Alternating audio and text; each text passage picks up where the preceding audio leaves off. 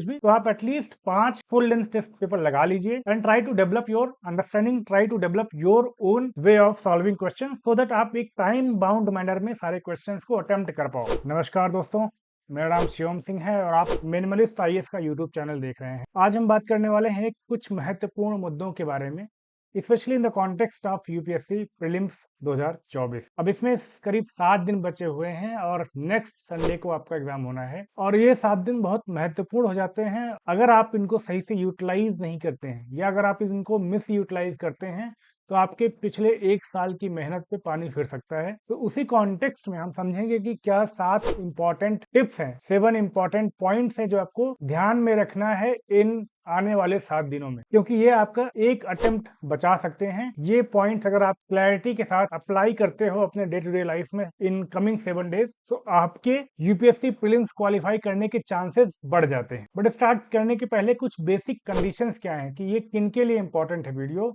और क्यों इसको देखना चाहिए आपको, वो समझते हैं पहले। सो बेसिकली 3 चीजें हैं। एक तो ये उनके लिए इंपॉर्टेंट है एटलीस्ट 7 मंथ से प्रिपरेशन कर रहे हैं, और अगर 7 मंथ से डेडिकेटेड तरीके से आप प्रिपरेशन कर रहे हैं फॉर यूपीएससी प्रीलिम्स 2024, तभी ये वीडियो आपके लिए इंपॉर्टेंट है। एंड अगर आप ऐसा नहीं कर रहे हैं तो इसका मतलब है कि आप रेस में नहीं है पहले ही, क्योंकि 2-3 महीने पढ़ के इस समय के प्रीलिम्स को क्वालिफाई करना लगभग नामुमकिन है। और अगर आप ऐसा कर पाते हैं तो तब भी ये वीडियो आपके लिए रेलेवेंट नहीं है, क्योंकि आप एक्स्ट्रा ऑर्डिनरी हैं। तो दोनों ही कंडीशन में ये वीडियो उनके लिए ही रेलेवेंट है जिसने पिछले 7 महीने में अच्छे से तैयारी की है। दूसरा पॉइंट, ये क्यों रेलेवेंट है, जैसा कि मैंने बताया कि 7 दिनों में बहुत सारे लोग बहुत सारी गलतियां करते हैं because of the kind of pressure UPSC prelims exert on the candidates. उसके चक्कर में बहुत सारी गलतियां एस्पिरेंट्स करते हैं, स्पेशली जो प्रीलिम्स में या तो फेल हो रहे हैं कई बार, या फिर नए एस्पिरेंट्स हैं, या फिर जिनका पहला अटेम्प्ट है या जिनका दूसरा अटेम्प्ट है। तो ऐसे लोग बहुत सारी गलतियां करते हैं जस्ट बिफोर द प्रीलिम्स, और उनके साल भर की प्रिपरेशन वो खराब हो जाती है बिकॉज ऑफ दोज मिस्टेक्स। तो इस कॉन्टेक्स्ट में ये वीडियो आपके लिए इंपॉर्टेंट होगा। तीसरी बात, ये कोई कंटेंट स्पेसिफिक वीडियो नहीं है। अगर आपको ये लग रहा है कि इस वीडियो में कुछ इंपॉर्टेंट बताऊंगा, कुछ इंपॉर्टेंट टॉपिक्स डिस्कस करूंगा, तो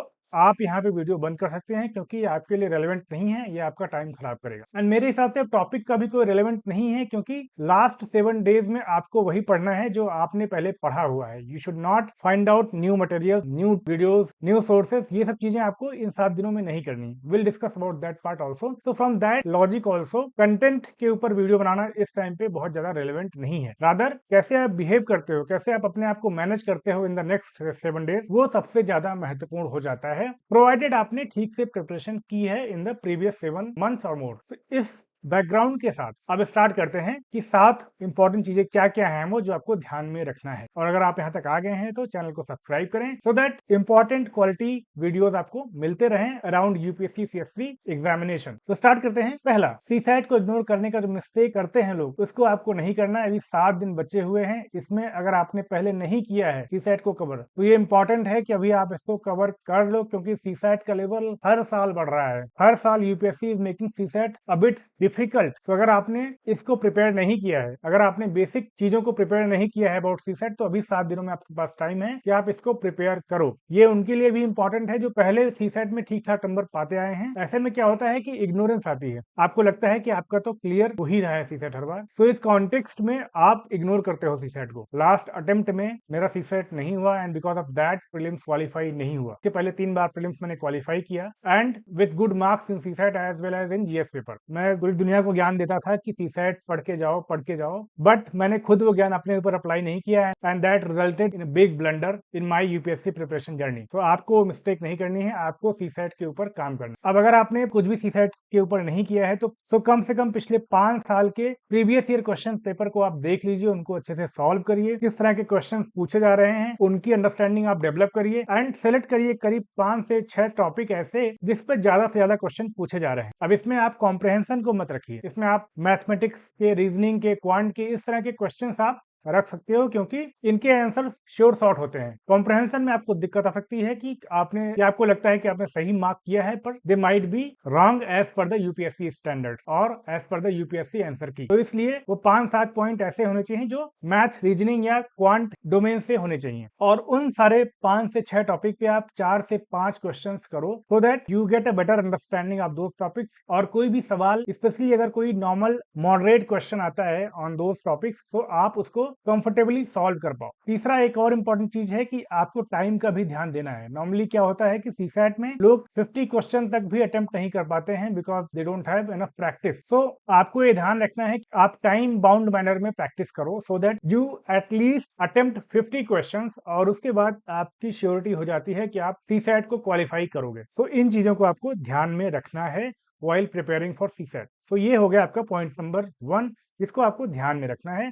और 7 दिन है तो इस टाइम पे आप इसको फोकस कर सकते हो अगर आपने पहले कुछ नहीं किया है। और अगर आपने पहले 10 से 15 पेपर सॉल्व किए हैं so you don't have to do anything about this part. आप सिर्फ फॉर्मूले वगैरह देख सकते हो, आप अप्रोचेस दे सकते हो, but you don't have to solve full length test paper of CSAT. इसके साथ मूव ऑन करते हैं सेकंड टॉपिक। आपको सिर्फ हाई यील्ड एरियाज पे फोकस करना है इस 7 डेज में। आपको पूरा का पूरा सब्जेक्ट रिवाइज नहीं करना है, आपको पूरा का पूरा बुक रिवाइज नहीं करना है, रादर आपको हाई यील्ड एरियाज पे फोकस करना है एंड उसमें भी जो हाईलाइटेड कंटेंट है, जो आपने पहले 2-3 बार पढ़ रखे हैं चीजें, उन पे ही फोकस करना है so that you can recall those things in your examination hall. So इसलिए जो आपने हाईलाइट किया, चाहे वो करंट अफेयर हो, चाहे वो स्टैटिक पार्ट हो, चाहे वो जीएस का कोई भी एस्पेक्ट हो, जो भी आपने हाईलाइट किया है उसको जल्दी जल्दी आप उसको रिवाइज कर सकते हो, including history, polity, geography and all these subject. अब इसमें भी आपको ध्यान रखना है कि जिससे क्वेश्चंस बहुत ज्यादा आए हुए हैं पहले, वो कैसे पता लगेगा आपको? वो तब पता लगेगा जब आपने पीवाईक्यू सॉल्व किए होते प्रीवियस ईयर्स के। अगर नहीं भी किए हैं तो आप अपने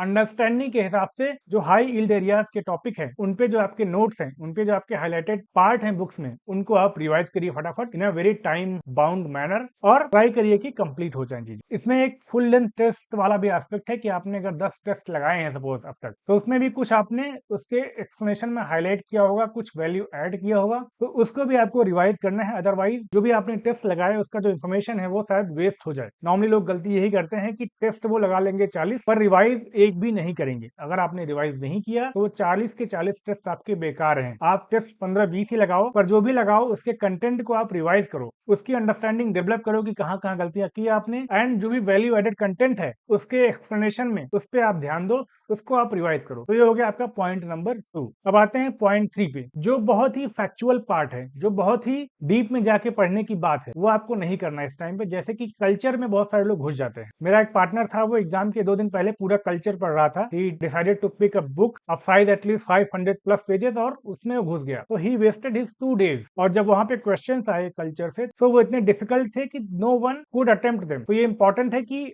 आप उतना ही पढ़ें जिससे कि आपका पेपर हो जाए। नॉर्मली अगर कोई बहुत डिफिकल्ट क्वेश्चन आता है, कोई बहुत ही out of the box question आता है, तो आप उसको छोड़ सकते हो। Most of the people will leave that question. It is not important कि आप 100 to 100 क्वेश्चन करके आए वहां पे। आपको ये भी आना चाहिए कि आपको क्या छोड़ना है। So, इन टॉपिक्स पे ऐसे क्वेश्चंस जो आते हैं जिसके बारे में किसी को कुछ नहीं पता है, उनको छोड़ देना ही बहादुरी की बात है। And that you have to decide in that moment. वहां पे अपने कलम को आपको रोक लेना है, वहां पे अपने पेन को आपको रोकना है। सो इसलिए ये इंपॉर्टेंट है कि आप बहुत ज्यादा डीप में ना घुसें, चाहे वो साइंस एंड टेक का क्वेश्चन हो या करंट पे बहुत फैक्चुअल चीजें कोई हो, या फिर साइंस एंड टेक्नोलॉजी में आप बहुत डीप में घुस गए टू अंडरस्टैंड वेरियस कॉन्सेप्ट, क्योंकि उसकी कोई लिमिट नहीं है। And at this point of time, क्योंकि ये आपका 7 दिन का सबसे इंपॉर्टेंट टाइम पीरियड है, इस कॉन्टेक्स्ट में आपको ये काम नहीं करना है। फिर बात करते हैं पॉइंट नंबर 4 की। अब आपकी टेस्ट टेकिंग एबिलिटीज ये बहुत इंपॉर्टेंट रोल प्ले करती हैं। क्यों? क्योंकि बेसिकली नॉलेज बहुत सारे लोगों के पास होती है, इन्फॉर्मेशन बहुत सारे लोगों के पास होती है इन द एग्जामिनेशन हॉल, पर आप उस इन्फॉर्मेशन को कैसे यूटिलाइज करते हो टू सॉल्व दोज क्वेश्चन, वो बहुत मैटर करता है। और वो आप डेवलप कर सकते हो थ्रू पीवाईक्यूज या फिर फुल लेंथ टेस्ट पेपर लगा के। तो आपको पहले करना था। अगर आपने पहले नहीं किया है कुछ भी, तो आप at least 5 full length test paper लगा लीजिए and try to develop your understanding, try to develop your own way of solving question, so that आप एक टाइम बाउंड मैनर में सारे क्वेश्चंस को अटेम्प्ट कर पाओ। ये भी इंपॉर्टेंट है कि आप टाइम बाउंड मैनर में सारे क्वेश्चन को एटलीस्ट 2 बार पढ़ पाओ। कई बार क्या होता है कि पेपर लेंदी आ जाता है and you may not be able to complete the paper once, और आपका अगर क्वेश्चंस आता हुआ छूट जाता है तो उससे ज्यादा दुख की बात कुछ भी नहीं हो सकती है।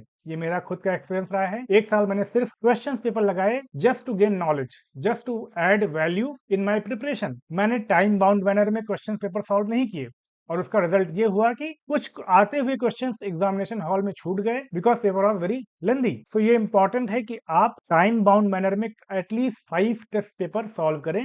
अगर आपने एक भी नहीं किया है, अगर आपने पहले किया है तो आप उसको रिवाइज करें। एंड अगर टाइम बाउंड मैनर में नहीं किया है तो रिक्वेस्ट है आपसे कि आप टाइम बाउंड मैनर में कुछ टेस्ट पेपर सॉल्व कर लें, जिससे कि आपका जो माइंड है वो अलाइन हो जाए विद द क्वेश्चन पेपर्स, जिससे कि आपको बहुत ज्यादा टाइम ना लगे in comprehending various ideas, various aspects that has been asked in your question paper. कई बार क्या होता है कि एक क्वेश्चन में 5 से 6 स्टेटमेंट दे देते हैं एंड जब तक आप 6 पॉइंट पे पहुंचते हो या 5वें स्टेटमेंट पे पहुंचते हो तब तक आपका पहला स्टेटमेंट भूल जाता है। एंड ये एबिलिटी कैसे डेवलप होगी? जब आप कई सारे पेपर्स लगाओगे। तो अगर आपने लगाया है तो बहुत अच्छी बात है, नहीं लगाया है तो भी कोई बात नहीं है।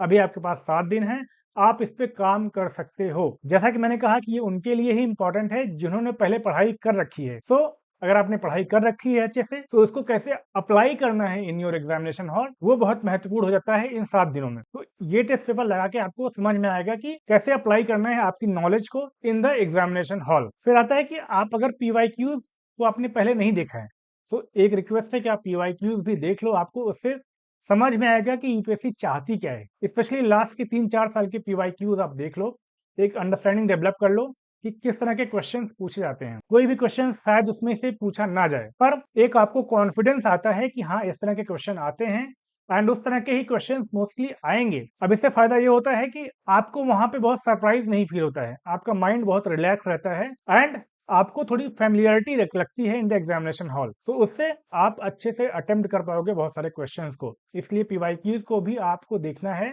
इन 7 डेज में। अब नेक्स्ट पॉइंट की बात करते हैं। अब इसके बाद के जो पॉइंट है वो बहुत ही महत्वपूर्ण है, उनको लगभग हर एस्पिरेंट इग्नोर करता है and most of the aspirant को इसका खामियाजा भुगतना पड़ता है। पहला इसमें आता है कि आपको अपना हेल्थ प्रायोरिटाइज करना है, क्योंकि अगर आपकी हेल्थ नहीं ठीक रही तो even if you have prepared well for examination, even you have enough knowledge to clear the UPSC prelim, पर तब भी आप नहीं कर पाओगे क्योंकि आप अपना 100% वहां पे उस दिन नहीं दे पाओगे। इसीलिए इंपॉर्टेंट है कि आप अपने हेल्थ पे ध्यान रखें, स्पेशली इन 7 दिनों में अच्छे से नींद अपनी पूरी करें, खाने पीने पे ध्यान रखें, ज्यादा टेंशन मत लें, क्योंकि एक काम एंड रिलैक्स माइंड ही चीजों को अच्छे से कॉम्प्रहेंड कर सकता है और वहां पे डिमांड को एड्रेस करते हुए राइट आंसर पे मार्क कर सकता है। तो इसलिए इंपॉर्टेंट है कि आप अपने हेल्थ को ध्यान में रखें। स्पेशली लास्ट के 1-2 दिन में आपको ध्यान रखना है कि आपको अच्छे से नींद लेनी है। You have to get enough sleep just before the examination, क्योंकि अगर आपकी नींद पूरी नहीं हुई है तो आपका माइंड उतना इफेक्टिवली, उतना एफिशिएंटली वर्क नहीं करेगा एंड इतने हाई प्रेशर सिचुएशन में अगर आपका माइंड अच्छे से नहीं वर्क कर रहा है तो आती हुई चीजें भी आप गलत करके आओगे एंड वो बहुत ही पेनफुल होता है, स्पेशली आफ्टर द एग्जामिनेशन। आप खुद को ब्लेम करते हो because you could not address the demand of the question even when you new the exact information, exact aspect of that question. तो इसलिए इंपॉर्टेंट है कि आप अपनी स्लीप पे ध्यान दें एंड ट्राई करें कि जो आपकी स्लीप साइकिल है वो सिंक में हो जाए विद द एग्जामिनेशन साइकिल। जैसे कि प्रीलिम्स होता है 9:30 से 11:30 के बीच में, तो आप ट्राई करें कि इस एक हफ्ते में 7 बजे उठने का प्रयास करें, रात में 11 बजे सो जाएं, सुबह 7 बजे उठ जाएं, जिससे कि आपका माइंड बेस्ट पॉसिबल वे में काम कर सके उस टाइम पे। बहुत सारे लोग रात भर पढ़ते हैं, दिन में सोते हैं, तो वहां पे भी आपका माइंड उस तरह से काम नहीं करेगा क्योंकि उसके हिसाब से वो उसके सोने का टाइम है। पर आपने उसे कहा कि आप हाई प्रेशर में डिफिकल्ट क्वेश्चंस को सॉल्व करो, तो इसलिए जरूरी है कि आप अपने स्लीप साइकिल को भी अलाइन करें विद द एग्जामिनेशन शेड्यूल, और ये आप कर सकते हो इस आने वाले एक हफ्ते में। ये बहुत ही महत्वपूर्ण चीजें हैं जिसको हम लोग इग्नोर करते हैं, आपको नहीं करना है क्योंकि ये छोटी छोटी चीजें हैं which add up and become a big mistake. सभी आपके पास टाइम है to not commit these mistakes. So next point पे मूव करते हैं, पॉजिटिव माइंडसेट। ये बहुत ही महत्वपूर्ण चीज है क्योंकि मैंने 3 बार प्रीलिम्स क्लियर किया है और फर्स्ट 2 बार में मेरा प्रीलिम्स नहीं हुआ था। नहीं क्यों हुआ? क्योंकि मुझे अपने ऊपर कॉन्फिडेंस नहीं था। बहुत सारे ऐसे क्वेश्चंस जो मैं अगर वहां पे दिमाग लगाता तो आराम से हो जाता, पर I was so underconfident because of many reason कि मैं वहां पे अपना 100% नहीं दे पाया एंड दैट इज वाई मेरा दोनों बार, एक बार 3 नंबर से, एक बार 4 नंबर से प्रीलिम्स रुक गया। एंड अगर आपका 2 बार प्रीलिम्स रुक जाता है तो आपके साथ बहुत दिक्कत होने वाली है, क्योंकि आपका प्रीलिम्स जब क्लियर भी होगा तो भी आप मेंस के लिए उतने अच्छे से नहीं कर पाओगे, क्योंकि आपका माइंड जो है वो प्रीलिम्स से अलाइंड हो गया, आपका सारा फोकस हो गया प्रीलिम्स क्वालिफाई करने में एंड आपने पिछले 2-3 सालों में मेंस के लिए कुछ अच्छे से पढ़ा ही नहीं है। इसलिए इंपॉर्टेंट होता है कि आप अपने ऊपर भरोसा रखें, कॉन्फिडेंस रखें, और बहुत सारी चीजें अपने आप ही सॉल्व हो जाती हैं इन द एग्जामिनेशन हॉल अगर आपका माइंड काम है और आप अपने ऊपर भरोसा रख रहे हो। आपको वो गलती नहीं दोहरानी है। अब साथ में ये एक दूसरा पॉइंट है and that is over confidence. ये भी नहीं होना चाहिए आपको, क्योंकि नॉर्मली ये इस समय पे उन लोगों को होता है जो प्रेशर नहीं ले पाते हैं और they find the escape route कि मुझे तो सब आता है, बट शायद उनको सब नहीं आता है, शायद वो अंडर प्रेशर है, शायद प्रेशर बहुत ज्यादा, इसलिए they are finding different route to escape the reality, और वो मूवीज देखेंगे या सो जाएंगे ज्यादा या कुछ भी करेंगे which is not good in this period of time. तो 7 दिनों में आपको ऐसा कुछ नहीं करना है जिससे कि आपका फोकस वो डाइवर्टेड हो टू एनी अदर डायरेक्शन। इस केस में भी मेरा एक दोस्त था बीटेक में, एंड जब भी एग्जाम आता था तो वो मूवीज देखने लगता था, वो ज्यादा सोने लगता था। ऐसा नहीं है कि उसके पास नॉलेज नहीं थी, ऐसा नहीं थी कि उसके पास टैलेंट नहीं था, पर वो एग्जाम के पहले कुछ दिनों में इतना खराब करता था अपने साथ कि ऑफन उसके बैक्स आते थे इन द फाइनल रिजल्ट, क्योंकि वो एग्जाम के पहले 6-7 दिनों में अपने आप को मैनेज नहीं कर पाता था और सबको यही बोलता था कि मुझे सब आता है, मुझे तो पता है चीजें। तो आपको ये नहीं करना है, आपको अवॉइड करना है ऐसी सिचुएशंस को, आपको अवॉइड करना है कि आपका माइंड एस्केप रूट ना ढूंढे, क्योंकि आपका माइंड बहुत ही ट्रिकी चीज है। ये आपको डाइवर्ट करेगा, ये आपको कहेगा कि आपको आता है, आप पिक्चर देख लो, आप सो जाओ, आप कुछ और कर लो, आप रिलैक्स करो, पर आपको ऐसा नहीं करना है। You have to create a balance between relaxing as well as focusing on your preparation. तो ये चीज भी आपको ध्यान में रखनी है। आपको अपने एबिलिटीज पे भरोसा रखना है, आपको अपने एबिलिटीज पे ट्रस्ट करना होगा, and only then you can qualify the prelims examination and reach to the next level which is the most important level in your UPSC prelims examination. Next point है, नेक्स्ट एंड लास्ट पॉइंट है कि be prepared. किन चीजों के लिए prepare रहना है आपको?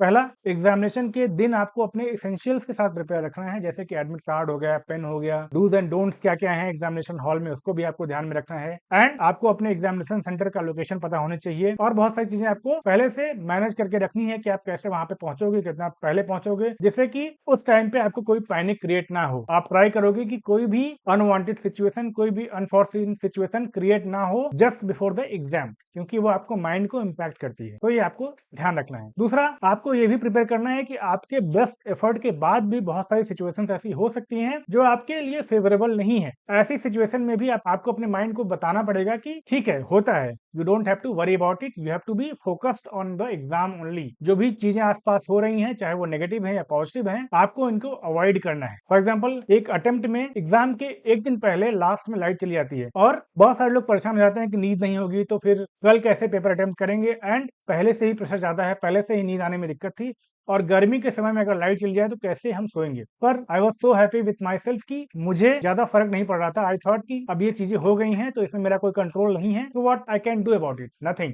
तो इट इज बेस्ट कि मैं अपने माइंड को काम रखूं, मैं अपने माइंड को कंपोज रखूं। मैं छत पे गया चटाई लेके और वहां पे चद्दर उड़ के सो गया। 1 घंटे बाद नींद खुली और लाइट तब तक आ चुकी थी और मैं फिर आके सो गया। बहुत सारे लोग उस समय पे ऐसे थे जिन्होंने अपने माइंड को कंपोज एंड काम नहीं रखा, और उसका इम्पैक्ट ये हुआ कि वो रात भर नहीं सो पाए, लाइट आने के बाद भी नहीं सो पाए। उन्होंने इतना प्रेशर ले लिया अपने माइंड के ऊपर कि उसके बाद वो रिलैक्स कर ही नहीं पाए, और उसका इम्पैक्ट पड़ा उनके ओवरऑल एग्जामिनेशन पे। तो ये आपको नहीं करना है। आपको अपने माइंड को पहले से समझा के रखना है कि अनवांटेड सिचुएशंस हो सकती हैं। आपको फीवर आ सकता है, आपको किसी से लड़ाई हो सकती है, आप हो सकता है टाइम पे एग्जामिनेशन सेंटर पे ना पहुंचो या कुछ लेट हो जाए। आपको बहुत सारी चीजों को ध्यान में रखना है कि अनएक्सपेक्टेड चीजें हो सकती हैं, कोई भी सिचुएशन हो सकती है। You have to be prepared for that, you have to be ignorant about those things. जो आपका मेन फोकस है उस पर आपको फोकस रखना है, एंड जो भी चीजें आसपास हो रही हैं, चाहे वो नेगेटिव ही क्यों है, क्यों ना हो, उनको आपको अवॉइड करना है in these 7 days, specially just before the examination. Next है एक्सपेक्ट द अनएक्सपेक्टेड। अभी आपके एग्जामिनेशन हॉल की बात मैं कर रहा हूँ, वहां पे भी आपको एक्सपेक्ट करना है कि हो सकता है कि पेपर बहुत लेंदी आ जाए, पेपर बहुत टफ आ जाए, बहुत अनएक्सपेक्टेड पेपर आ जाए। ऐसा भी हो सकता है कि आपने कोई सब्जेक्ट कम पढ़ा है और उससे भी बहुत सारे क्वेश्चन आ जाए। इन सब सिचुएशन में आपको पैनिक नहीं करना है। इस सब सिचुएशन में आपको दिखाना है लीडरशिप क्वालिटी, क्योंकि यूपीएससी एक्सपेक्ट करती है कि जब स्टेक्स बहुत हाई होंगे तब उस समय पे आपका mind most efficiently, most effectively function करेगा, और अगर आप ऐसा कर पाते हो तो you will become the winner, you will reach to the next level. ये आपको मैं गारंटी दे सकता हूँ, क्योंकि बहुत सारे ऐसे क्वेश्चन होते हैं जिसको आप अच्छे से कर सकते हो। You don't have to correctly mark 100 question right. अगर आपने 45 क्वेश्चन भी सही से कर दिए ओवरऑल, तो आपका क्वालिफाई हो जाएगा। स्पेशली लास्ट के 3 से 4 साल का ट्रेंड यही है कि आपका कट ऑफ 78 से लेकर 100 के बीच में रह रहा है, एंड अगर आप 45 से 50 क्वेश्चन करते हो तो आपके चांसेस बहुत ज्यादा होते हैं फॉर क्वालिफाइंग प्रीलिम्स एग्जामिनेशन। तो आपको अपने माइंड को काम रखना है, even if something unexpected comes, आपको फोकस करना है कि आप उस सिचुएशन में कैसे बेस्ट अपना दे सकते हो, because you don't have control on that situation at that point of time. तो आपको ध्यान रखना है कि कैसे आप अपना बेस्ट दे सकते हो इन दैट पर्टिकुलर सिचुएशन। अब ये हो गए आपके 7 मेजर टिप्स जो आपको ध्यान में रखने हैं। अब आपको इस वीडियो को सेव कर लेना है, क्योंकि लास्ट में इतना प्रेशर होता है कि शायद आपको ये चीजें याद ना रहें, तो आपको लास्ट में देखना है, and you have to be confident, you have to be prepared. Specially जो 5th 6th and 7th point है, ये बहुत ही इंपॉर्टेंट रहता है और इस पे आपको ध्यान रखना है लास्ट फ्यू डेज में। अब सबसे लास्ट में हम बात करते हैं कि आपको अपने ऊपर भरोसा रखना है, क्योंकि भरोसे के बिना कुछ भी पॉसिबल नहीं है। अगर आप अपने नॉलेज के ऊपर भरोसा नहीं रखोगे तो आप आते हुए क्वेश्चन गलत करोगे। यूपीएससी यही चाहती है, आपको कंफ्यूज करती है यूपीएससी। अगर आपको अपने ऊपर भरोसा नहीं है तो आप वहां पे गलत ऑप्शन मार्क करके आओगे। तो अगर आपने 7 महीने या 1 साल से ज्यादा का प्रिपरेशन किया हुआ है तो आपको अपने ऊपर भरोसा रखना पड़ेगा कि हाँ, आपको क्वेश्चन आते हैं, आपको इन्फॉर्मेशन है। कोई भी 1 साल से ज्यादा नहीं पढ़ा होगा। बहुत सारे लोगों का पहले अटेम्प्ट में फाइनल सिलेक्शन होता है, तो आपको ये ध्यान रखना है कि आपको इनफ नॉलेज है टू क्लियर प्रीलिम्स, क्योंकि ये एक कॉम्पिटिटिव एग्जामिनेशन है, ये एक क्वालिटेटिव एग्जामिनेशन है। इसमें आपको कोई एब्सोल्यूट नंबर नहीं अचीव करना है, रादर आपको और लोगों से बेहतर परफॉर्म करना है, और वो आप कर सकते हो specially if you have prepared well in last 7 to 12 months and at the same time you have a positive, calm and clear mind in the examination hall. And साथ में आपको भगवान पे भी भरोसा रखना पड़ेगा। अगर आपको खुद पे नहीं है तो आप भगवान पे रखिए कि आपने मेहनत की है, and he she it will not disappoint you. You have to trust the highest almighty that he she it will reward you according to your preparation. So with this all the best guys, let's make it to the UPSC CSC mains, और I hope कि आप सब prelims qualify करते हो। And mains की preparation के लिए मैं आपको गाइड करता हूँ अकॉर्डिंगली कि आप कैसे अपने मेंस में बेहतर कर सकते हो, कैसे आप अपने मेंस को अच्छे से परफॉर्म कर सकते हो। ऑल द वेरी बेस्ट, आप सब अच्छा करो, आप सब कॉन्फिडेंट रहो, आप सब क्लियर माइंड के साथ जाओ, and may God B with you in the prelims examination.